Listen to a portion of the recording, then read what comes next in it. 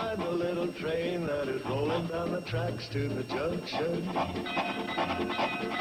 Forget about your cares, it is time to relax at the junction. Lots of curves, you bet, and even more when you get to the junction. Petticoat Junction. There's a little hotel called the Shady Rest at the junction. Petticoat Junction. It is run by Kate. Come and be her guest at the junction. Petticoat Junction. And that's Uncle Joe. He's a moving kind of slow at the junction. Petticoat Junction.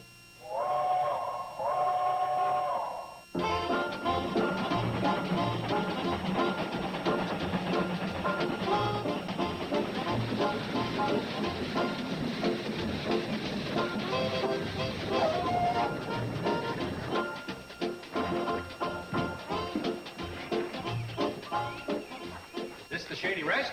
No, this is just where the train stops. You gotta walk up that path to the hotel. Thank you. Excuse me, you mind if I asked you something? Is that a doctor's bag? That's right. Who's it belong to? Me? Oh, somebody sick up at the hotel? No. You on a vacation? No. Oh. No. Excuse me, please. Dr. Matthew Bailey. Yes, I'm here in answer to your letter. Letter? I don't remember any letter. Well, it was an answer to my ad in the medical journal, offering medical services in exchange for office space. Medical. May I see that, please? It's typed. Mr. Matthew Bailey, M.D. Dear M.D., in answer to your ad in the medical journal, Jernel. Come on out to the Shady Rest and see the manger? I'm sure that's meant to be manager. You were probably in a hurry. You even forgot to sign it. I also forgot to write it. Well, if you didn't send the letter, who did? Yes, Uncle Joe, who did? I was just brushing these curtains. Come over here for a second, please. I'll be glad to. Ooh. We ought to have a doctor around here, Kate. Uncle Joe, this is Dr. Matthew Bailey. Hi. Doctor? That was mighty thoughtful of you, Kate, when you didn't even know I was that sick. Doc, I got this shooting pain in my hip. Hold it. You're going to have some brand new symptoms in a minute. Dr. Bailey came out here in answer to an ad he had in the medical journal offering medical services for office space. Medical journal? What's that? That's the magazine you read while you were waiting in Doc Stewart's office for him to show up to the pinochle game. Is that what I read? You wrote this letter. How do you know? It's written in typewriting. You can't disguise your spelling. Okay, it was me. Somebody's got to show a little initiation around here.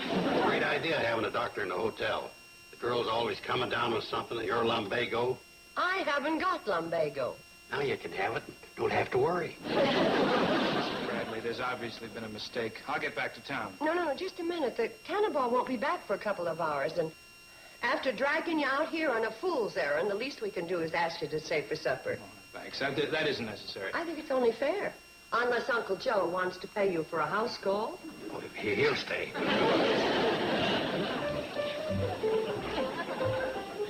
We ain't licked yet. You go on upstairs and wash up and don't worry about a thing. You got me in your corner.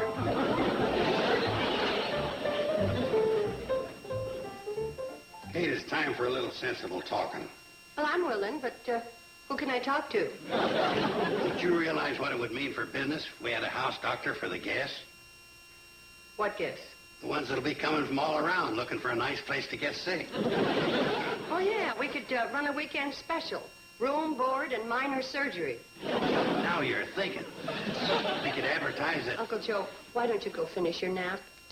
I finished it. Well, get started on tomorrow.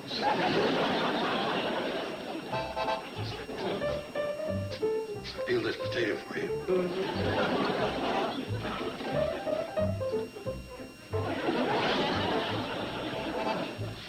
You ought to read this almanac, Kate. You know how many people have accidents in their home every year? 25 million. You know how many people have at least One cold a year, 75 million. That's forgetting the ones that have seconds. That comes to 100 million people we got to draw from. That's not even scratching stomach aches, back aches. Headaches. You got one, I'll call the doctor. Uncle Joe, the answer is no. I never knew anyone could be so doggone stubborn. Can't you see what this... Looks like we interrupted an argument. If we promise to sit quietly, can we listen? Your Uncle Joe thinks the Shady Rest needs a house doctor. What for? That's the silliest thing I ever heard. It's ridiculous. Hi, Doc. Well, so you're the new house doctor. Hi, my name's Betty Jo. Hi, I'm Bobby Jo. Do you Are you going to be baseball? Come on, girls. Supper's on the table. I hope you understand. It's nothing personal. It's just that we don't need a doctor around here.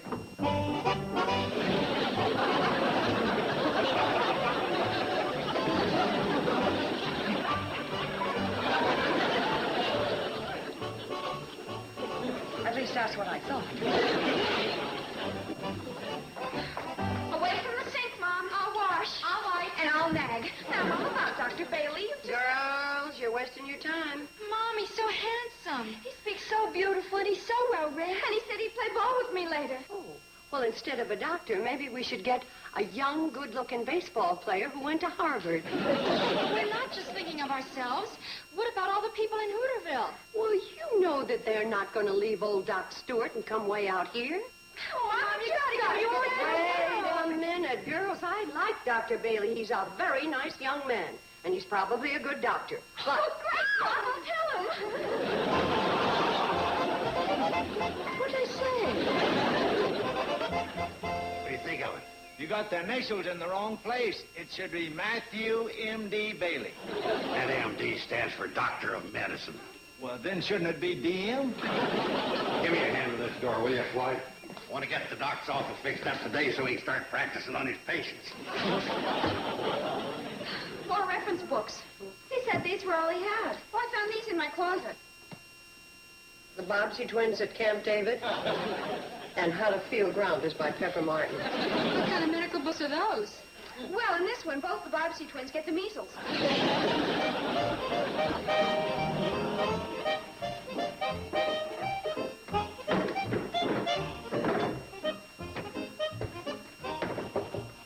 What is that supposed to be? Operating table. Patient's got to have a place to lie down when he's operating on him. Well, I'm afraid all of his operating is going to be taking out splinters. Just put a sheet on it, huh?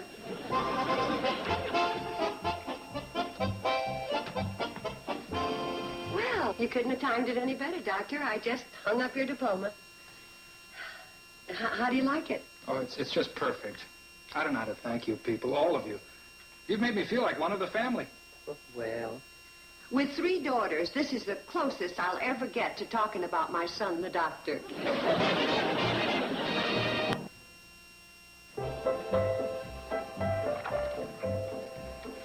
I had Bobby make the sign. No sense in having all them sick people wait around half a day till the doc can see them.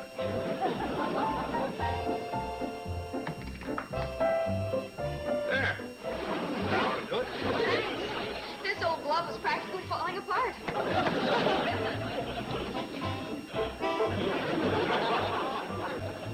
Pneumonia.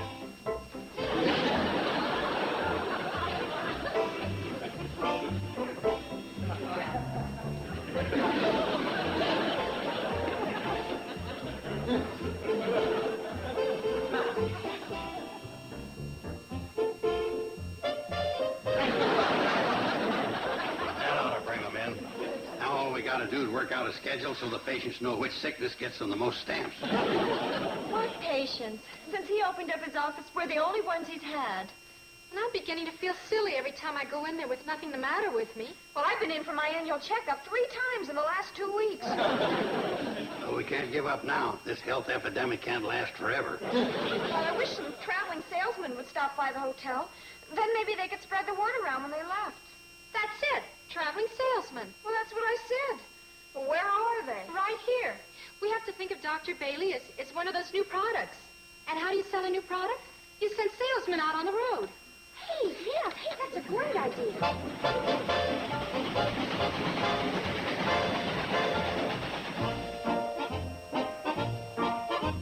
Hey, Newt. Where you headed, Newt? To see Doc Stewart. You ever thought of using Doc Bailey out at the Shady Rest? But I've been coming to Doc Stewart for years. You're in a rut. What you need is a younger doctor. You realize that Doc Stewart graduated from medical school over 30 years ago? You know how many new diseases have been invented since then? How many? That ain't the point. Have you been sick recently? Doc Stewart treated me for a cold 2 weeks ago. Colds are old-fashioned. If you'd gone to Doc Bailey, you could have had your choice of instant flu or 8-day virus. Sounds pretty expensive. Doc Stewart only charges me $2 a visit. I can get you Doc Bailey for $1. Just tell him Joe sent you. Thanks, Joe. I'll think about it next time I get sick. What do you mean? What are you going into Doc Stewart's for? We're going to play pinochle. Shifty. But Betty Joe, I don't need a doctor. Hey, Charlie, I forgot to pick up the mail. Oh, you lame brain. That's the 4th time this week you've done that. I don't know why I keep working with him. I ought to have a head examined. See? You do need a doctor. Oh, the way Charlie keeps bossing me around, he gives me a pain in the neck. Before it gets any worse, you ought to see Dr. Bailey.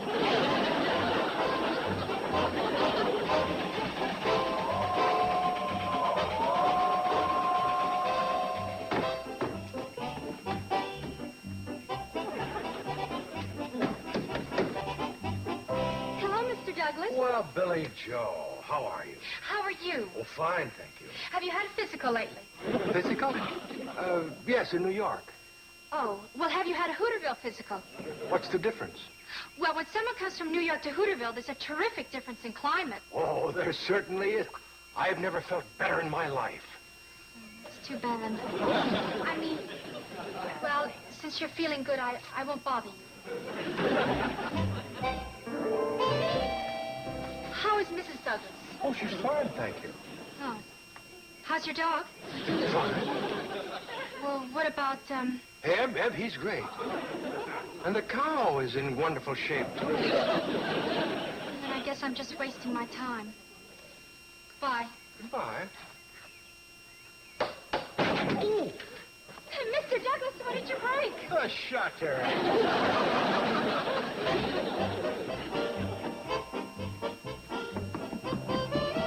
Oh, hi, Joe. I'm looking for Sam Drucker. Huh? Sam Drucker. You know where he is? Well, who do you think I am? Wait a minute. That voice is familiar. No, it couldn't be. You ain't the Sam Drucker I used to know. He was a big, strong, healthy hunk of man. You want to see me throw you out of here? You are Sam Drucker. But what's happened? You got so skinny. I weighed the same for the last 20 years. Got one of them long, lingering illnesses. You better see a doctor while it's still lingering. And, of course, I should see the doctor up at the Shady Rest. If we can squeeze you in. I might be able to arrange it since you're a good friend of mine. Well, that's the first sensible thing you said. Anybody who's a good friend of yours should see a doctor. Sam Drucker's General Store. Oh, hello, Tooey. Yeah. That just came in today. He had a bad case of appendicitis a few years ago. Let me talk to him.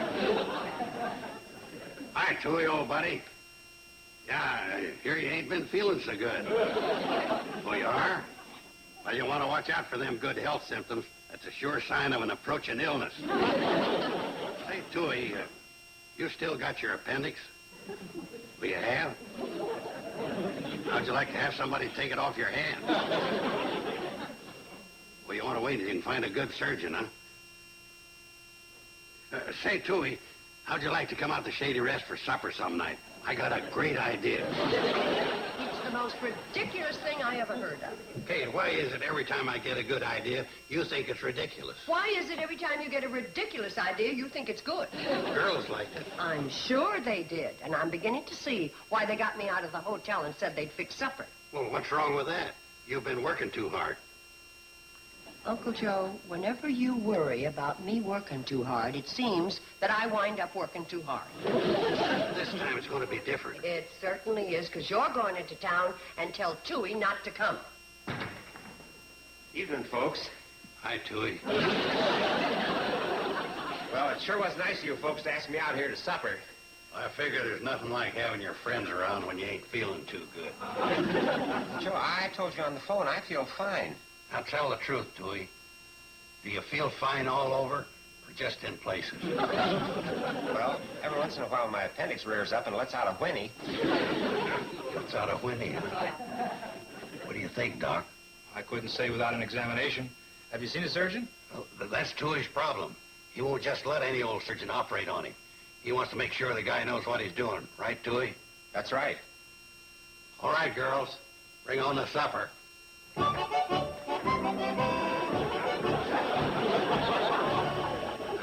Want me to do the carving? Don't be silly. When we have one of the finest doctors in the state sitting at our table, Dr. Bailey wanted in surgery. Just a minute. I'll be glad to carve, but I don't know the first thing about it. I never... Mrs. Bradley, would you please stop? All right, doctor. The patient is ready. we sterilized all the instruments. Scalpel? Scalpel? Scalpel. Forceps? Forceps? Forceps? You have no choice, Doc. Remember the Hippocratic Oath. Can't you know better than to talk to a doctor when he's operating? One slip of the knife and... I don't think the patient is in any position to care one way or another. Tui, look at them surgeon's fingers. Like he was born with a knife in his hand. Would you like to cut the stitches now so you can get at the stuffing? Why not?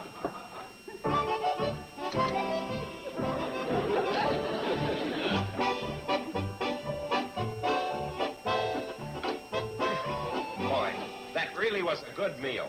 Never mind the meal. Didn't Doc Bailey do a great job of carving? Say, he sure did.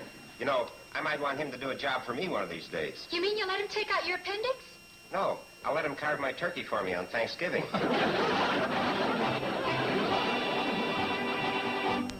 And now, back to Petticoat Junction. I think the reason Doc Bailey isn't getting any patients is because everybody thinks he's too young. I know what you mean. They told me I was too young when I started. I might have waited a long time, except for an emergency that took old Doc Hamlin out of town. What happened? Well, when he was away, Granny Campbell came down with pneumonia. I pulled her through. Word got around, and from then on, I was in. I see. Well, much obliged for your advice, Doc. I'm afraid I haven't been much help. If there's anything I can do... When are you planning on going out of town?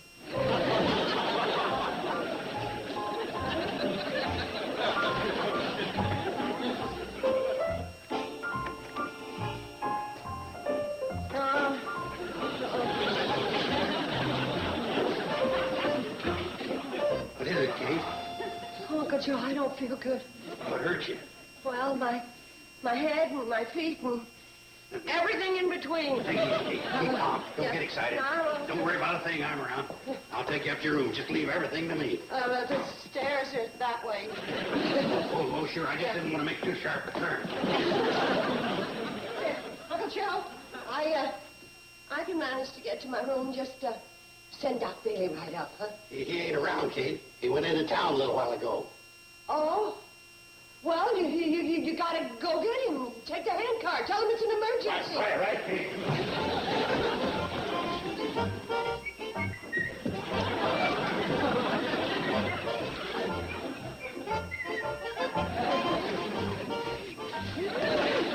Listen, Mom, you don't look so good. Oh, good.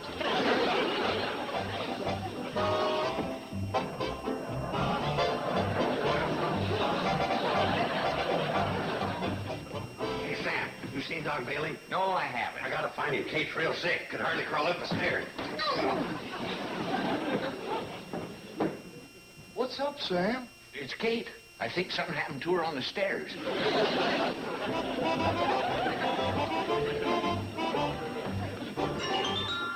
Yeah, Kate fell down a whole flight of stairs. She rolled right down into the cellar. Keep a feeding that boiler, Floyd. We gotta get the doc out to Kate's before it's too late. Charlie, don't talk like that. She's just gotta pull through. Doc's here, Kate.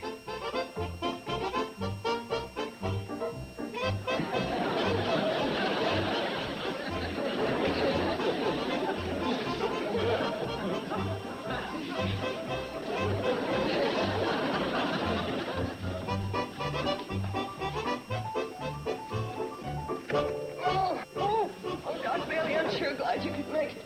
I've got an awful... What are you doing here? Well, Joe said it was an emergency. Well, yeah, but he was supposed to bring back Doc Bailey. He couldn't find him. Now let me look at you. But I want a young, modern doctor. But I've always examined you. Yeah, but that was when I was sick.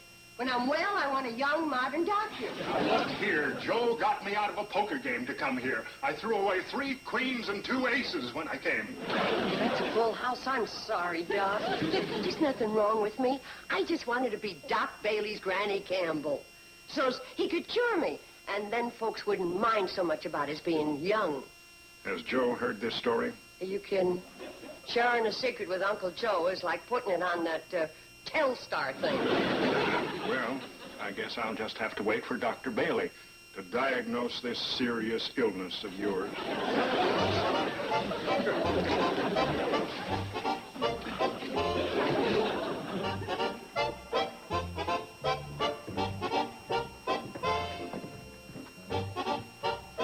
How is she, Doc? It beats me. I've got to tell you, I never ran across a case like this before. Don't the symptoms tell you anything? Some of her symptoms you wouldn't believe. What I need is a young, modern doctor to consult with. You don't know where I can find one, do you? How about Doc Bailey? Well, yes. Come on, son.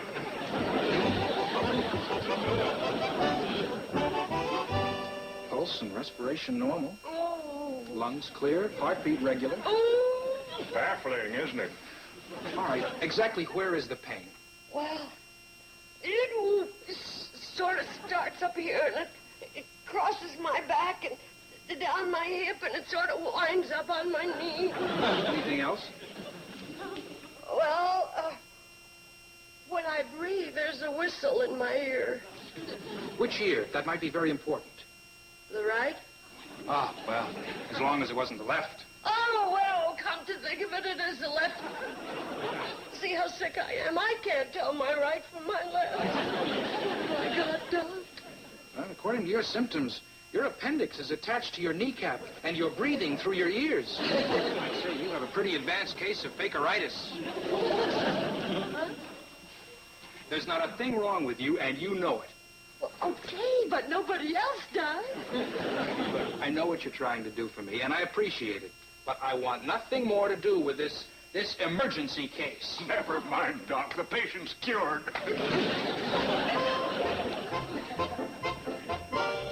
It's okay, folks. Kate's going to be fine. Dr. Bailey just pulled her through the crisis. Yes, Mrs. Parker. The doctor will be able to see you Wednesday at 3:15. Please don't be late. Bye.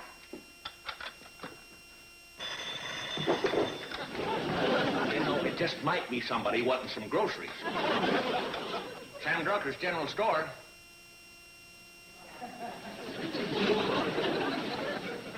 Hello? Oh, Mr. Carey. Well, he's all filled up on Thursday. I'll call you if there's a cancellation. Bye. Dr. Bailey's Hooterville office.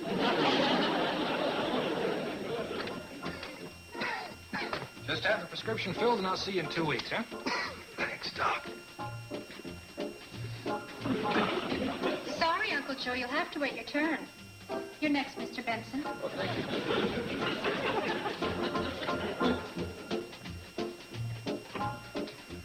Fine thing when a man can't even see his own house, Doctor. What are you complaining about? I just wanted to ask him what he'd like for lunch.